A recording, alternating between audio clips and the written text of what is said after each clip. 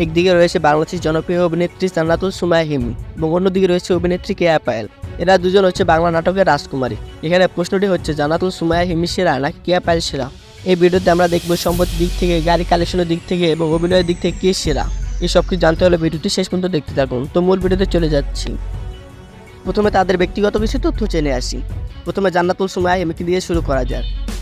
জান্নাতুল Sumaiya হিমি 4 October 1993 সালে ঢাকায় জন্মগ্রহণ করেন। সেই হিসেবে তার বর্তমান বয়স 31 বছর। তার উচ্চতা 5 ফুট 4 ইঞ্চি। তার পিতামাতার নাম জানা যায়নি, তবে জানা গেছে তার মা একজন গৃহিণী এবং তার বাবা একজন ব্যবসায়ী। সুমাইয়া হিমি ছোটবেলা থেকে গান ও নাচতে ভালোবাসতেন। জান্নাতুল সুমাইয়া হিমি স্নাতক ও 4 বছরের নজরুল সঙ্গীত কোর্স সম্পূর্ণ করেছেন। বাংলাদেশি বিউটি কুইন জান্নাতুল সুমাইয়া হিমি এখনও অবিবাহিত।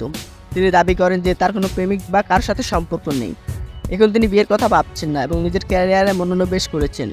তাই আপনারা যাকে হিমিকে পছন্দ করেন তাদের জন্য একটা বড় সুযোগ রয়েছে, ট্রাই করে দেখতে পারেন। জান্নাতুল সুমাইয়া হিমি তার কর্মজীবন শুরু করে 4র্থ শ্রেণীতে থাকতে। হিমি তার জীবনের প্রথম থেকে নাচ গানে মগ্ন ছিলেন। তিনি আয়নার সামনে মডেলিং করতে পছন্দ করতেন। মেয়ের আগ্রহ দেখে তার মা তাকে 8 বছর বয়সে কুচি কালার ক্লাবে ভর্তি করে দেন। হিমি যখন 4র্থ শ্রেণীতে পড়ছিল তখন বিটিভির একজন অভিনেত্রী তার জন্য নাটকের কাজ করার সুযোগ করে দিয়েছিল। সেই নাটক করতে গিয়ে তিনি নাটকের সঙ্গে জড়িয়ে পড়েন। 2017 সালে অভিনীত হঠাৎ দেখা এবং সাগর ভিডিও হাউসের জন্য তিনি সর্বাধিক পরিচিত পান। কিন্তু তিনি বিশ্বাস করেন যে ধারাবাহিক নাটকের জন্য মানুষ তাকে আজকের হিমি বলে জানে। তো আপনারা হিমি সম্পর্কে অনেক কিছু জানতে পারলেন। এবার কেয়া পায়েল সম্পর্কে জেনে আসি। কেয়া পায়েল 20 জানুয়ারি 1994 সালে জন্মগ্রহণ করেন। সেই হিসেবে তার বর্তমান বয়স 29 বছর। তার উচ্চতা 5 ফুট 5 ইঞ্চি। তিনি Uttara Cambrian school and college থেকে পড়াশোনা করেছেন এবং 2020 সালে নভেম্বর পর্যন্ত সাউথ ইস্ট ইউনিভার্সিটিতে আইন বিভাগে অধ্যয়ন করেছেন। কেয়া পায়েল এখনও অবিবাহিত। তিনি তার ব্যক্তিগত কোনো তথ্য অনলাইনে শেয়ার করেননি। 14 বছর বয়সে 2001 সালে কঠিন বাস্তব চলচ্চিত্রের মাধ্যমে চলচ্চিত্রে অভিষেক ঘটে কেয়া পায়েলের। 2003 সালে তিনি সাহসী মানুষ চাই চলচ্চিত্রে অভিনয় করেন, যা 2 বিভাগে জাতীয় চলচ্চিত্র পুরস্কার অর্জন করে। 2015 সালে তার অভিনীত সর্বশেষ চলচ্চিত্র ব্ল্যাক মানি মুক্তি পায়।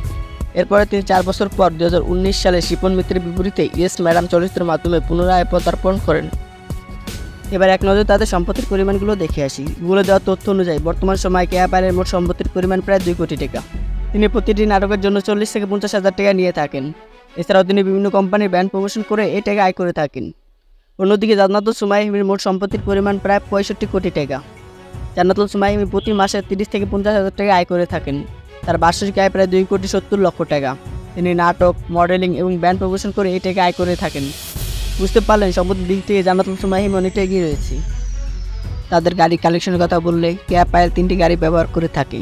অন্যদিকে জান্নাতুল সুমাইয়া হিমি এখন পর্যন্ত কোনো গাড়ি ক্রয় করতে পারেনি। আশা করি আজকের ভিডিও থেকে আপনারা জান্নাতুল সুমাইয়া হিমি এবং কেয়া পায়েল সম্পর্কে অনেক কিছু জানতে পেরেছেন। এই 2 অভিনেত্রীর মধ্যে আপনি কার ফ্যান তার কমেন্ট বক্সে জানিয়ে দিন। আর আমাদের চ্যানেলে নতুন হলে সাবস্ক্রাইব করে পাশে থাকবেন। ধন্যবাদ।